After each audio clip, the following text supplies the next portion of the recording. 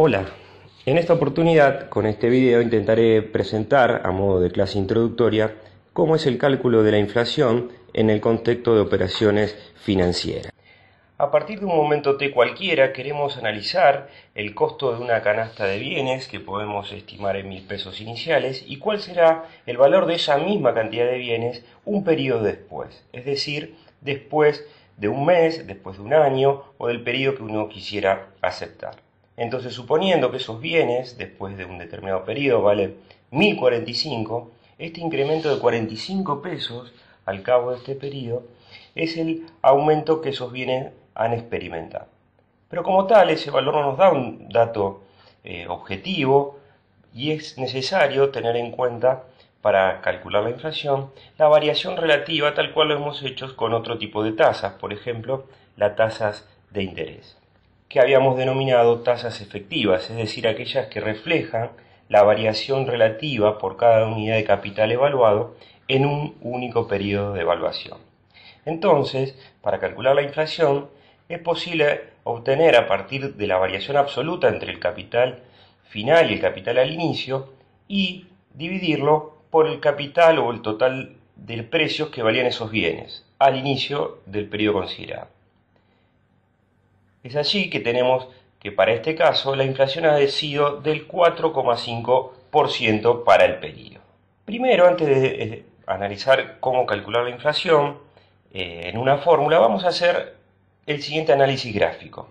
Supongamos que tenemos un conjunto de bienes que son invertidos en el momento T y que el inversor pretende, después de un determinado periodo, obtener ese mismo valor capital invertido más un rendimiento que aquí vemos en amarillo.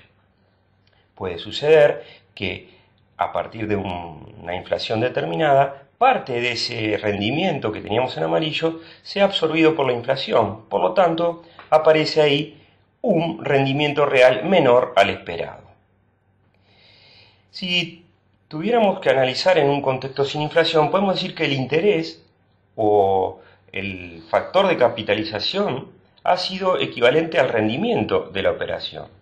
Pero esto en un contexto inflacionario no lo vemos que ocurre y entonces denominamos al interés ya como un interés aparente y esta primera igualdad se rompe y aparece la necesidad de homogeneizar las monedas al inicio y al final del periodo. Por lo tanto, aparece un nuevo factor para establecer la igualdad entre el interés aparente y el rendimiento real, que es la inflación del periodo.